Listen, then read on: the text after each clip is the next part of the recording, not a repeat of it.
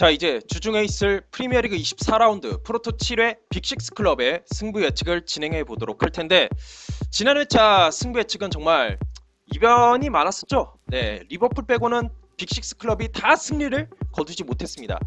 특히나 와포드 토트넘 경기에서 PK 실축으로 와포드 승리가 날아간 거, 그리고 맨시티 크리스탈 팰리스는 자책골로 맨시티의 승리가 날아갔다는 거.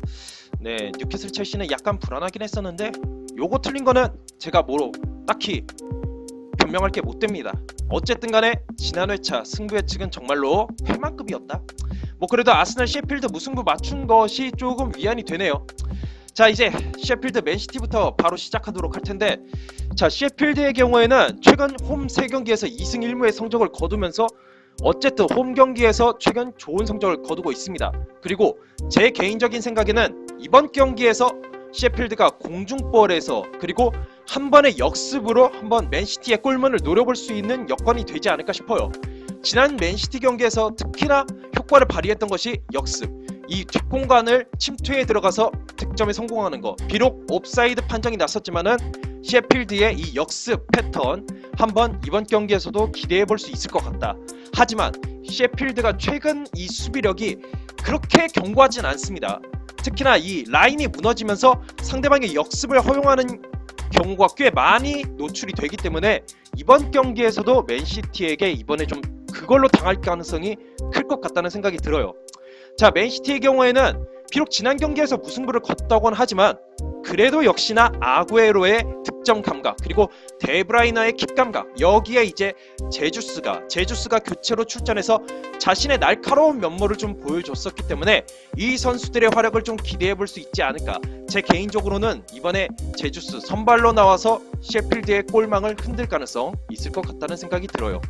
자, 그리고 맨시티가 올 시즌에 리그 최다 연승이 3연승밖에 없지만은 올 시즌에 패배하거나 아니면 무승부를 직전 경기에서 거뒀다. 그러면은 그 다음 경기에서 그게 이어지지 않는다. 바로 승리를 거두면서 그 흐름을 끊는다는 거. 안 좋은 흐름을 바로바로 끊는 맨시티이기 때문에 이번 경기 승리를 한번 기대해 볼 수 있지 않을까.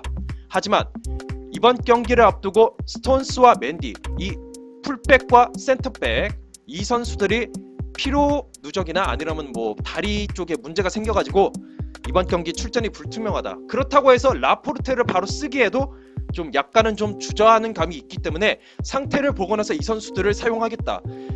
출전이 불투명하다는 걸 좀 참고를 해주셨으면 좋겠습니다. 자, 이런 상황에서 저는 개인적으로 이번 경기에서는 맨시티가 이기지 않을까. 그리고 앞에서 언급했다시피 이번 경기에서 제주스가 득점할 가능성이 있을 것 같다는 생각이 들어요. 셰필드의 수비가 앞 경기에 비해서 초반에 진짜 좋았을 때에 비해서는 견고하지가 않기 때문에 이번 경기에서 맨시티의 승리를 한 번 더 밀어붙여 보도록 하겠습니다. 자, 다음으로 이제 토트넘 대 노리치 경기인데, 토트넘의 경우에는 로셀소 그리고 이번에 영입한 제드송 페르난데스, 이 선수들의 조합을 한번 기대해 볼 수 있지 않을까.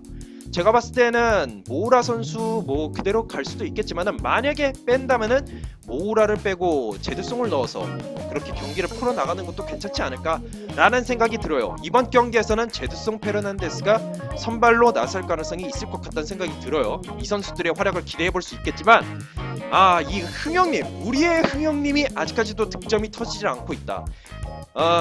정말 이 퇴장의 변수가 이렇게 클 줄 몰랐습니다.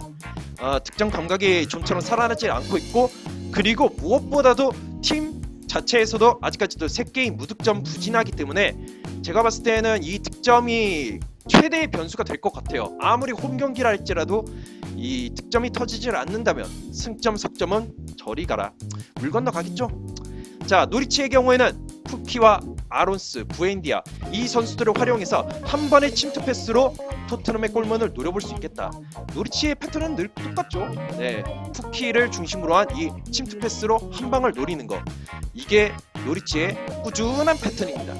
하지만 이번 경기에서 고드프리 선수가 전 경기 퇴장으로 결정을 하게 된다는 거, 그렇잖아도 좋지 않은 노리치의 수비인데 막 복귀한 고드프리가 또 결정을 하게 된다는 거, 후반전 수비력이 특히나 안 좋은 노리치이기 때문에 이번 경기는 오랜만에, 정말 오랜만에 토트넘이 승리를 거둘 것 같다. 하지만 우리의 흥영님의 득점 잘 모르겠다. 이렇게 남기고 싶습니다. 자, 다음으로 이제 맨유 대 번리의 경기인데, 맨유의 경우에는 어쨌든 리그 홈에서 1패밖에 거두질 않고 있다. 경기 내용적인 면에서도 리버풀 경기 좋았던 만큼 이번 경기에서 그 기세를 좀 이어나갈 가능성이 있을 것 같다. 무엇보다도 지난 경기에서 특히나 돋보였던 것이 마샬의 돌파, 그리고 제임스의 스피드, 마티치 프레드의 이 중원 호흡, 이게 굉장히 좋았다는 생각이 들기 때문에 번리를 상대로 이번 경기에서도 이 선수들의 활약상을 조금 기대해 볼 수 있지 않을까 라는 생각이 들지만, 리버풀전에서 워낙에 체력 소모가 많았습니다. 평소보다 훨씬 더 많은 활동량으로 체력 소모가 많았기 때문에 이번 경기에서 특히나 후반전의 변수가 될 것이다. 그리고 레시포드가 역시나 결정하는 것도 한 몫을 할 것 같다는 생각이 들어요. 번리의 경우에는 지난 경기에서 특히나 이 우드 선수를 중심으로 한 제공권, 그걸 바탕으로 해서 승리를 거뒀죠. 맨유전에서도 이번 경기 우드 선수를 중심으로 한 이 제공권에서 한번 골을 노려볼 수 있지 않을까 개인적으로 생각을 해보게 됩니다. 그리고 지난 경기에서 특히나 이 닉 포프 선수의 선방 능력이 좋았었기 때문에, 물론 맨유에도 대야 골키퍼가 상당히 좋은 선방 능력을 보여주고 있지만, 번리가 이 포프 선수의 선방 능력 이번 경기에서도 좀 이어질 가능성이 있을 것 같다는 생각이 들어요. 하지만 원정에서 2승밖에 없다. 그리고 우드 선수와 짝을 이뤘던 이 애슐리 반스 선수가 탈장 수술로 지난 경기 결정을 했었고, 이번 경기에서도 출전이 불투명하다는 사실, 출전 가능성이 아예 낮다고는 볼 수 없지만 그래도 탈장이다 보니까 이번 경기 굳이 무리해서 이렇게 출전시킬 필요가 있을까 라는 생각이 들 수도 있을 것 같아요. 자, 개인적으로 저는 이번 경기 조금 불안합니다. 불안하긴 한데 그래도 일단은 맨유가 지난 경기에 기세를 이어서 승리를 거둘 가능성이 있겠으나, 체력적인 면을 고려해서 무승부도 하나 가볼 만하지 않을까, 무승부도 하나 정도는 좀 해봐야 되지 않을까 싶습니다. 이 경기 일단은 맨유 승리 사이드로 가되 무승부도 조금 염두를 해두셔야 될 것 같습니다. 자, 마지막입니다. 울버햄튼 대 리버풀. 울버햄튼이 지난 경기에서 2대0으로 뒤지고 있다가 후반전에만 3골을 몰아넣으면서 역전승을 거뒀다. 이게 어쩌면은 시발점이 될 수도 있을 것 같다는 생각이 들어요. 울버햄튼이 지난 시즌에도 그랬었지만은 한번 기세를 타기 시작하면은 그 기세가 좀 이어지는 경우가 있기 때문에 이번 경기 리버풀이지만은 그래도 해볼 만하다. 왜냐?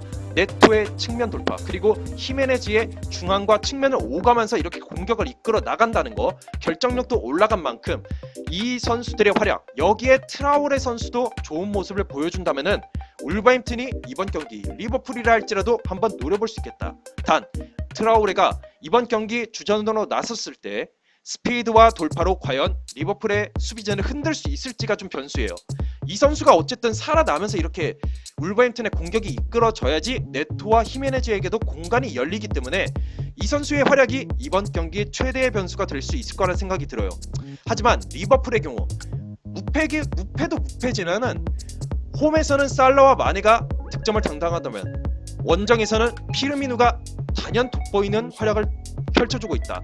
7골 모두 원정에서 기록할 정도로 원정에서 유독 올 시즌에 좋은 모습을 보여주고 있는 피르미노 선수, 거기에다가 FA컵을 앞두고 있기 때문에 로테이션도 생각을 해봐야지만은 복귀 선수가 있기 때문에 복귀 선수 일부를 쓴다든지, 아니라면은 이제 이번 경기에서도 지난 경기와 큰 차이 없이 밀어붙인 다음에 FA컵에서 로테이션을 돌릴 수 있는 선수 스쿼드다. 그렇기 때문에 걱정이 없다. 단 제가 가장 우려하는 부분은 수비입니다. 이 수비가 체력적인 면에서 좀 변수가 될 것 같다. 만약에 로테이션을 한다 할지라도 아놀드와 로버트슨을 대체할 선수가 있으니까 지금 잘해봐야 밀러인데 밀러는 지금 부상입니다. 그렇기 때문에 측면에서 로테이션 할 수가 없고, 반다이크를 뺀다? 그것도 아니에요. 울버햄튼의 공격력이 살아났기 때문에 이 세 선수를 뺄 가능성 전혀 없다. 잘해봐야 고메즈만 로테이션을 시키겠는데 고메즈도 최근에 좀 좋잖아요. 그렇기 때문에 이 선수를 너무 위험하게 좀 뺄 필요가 있을까?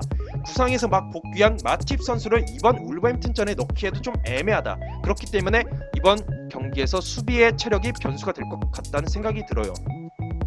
이번 경기 저는 개인적으로 이번에 미친 척하는 한이 있더라도 역배 한번 걸어보고 싶습니다.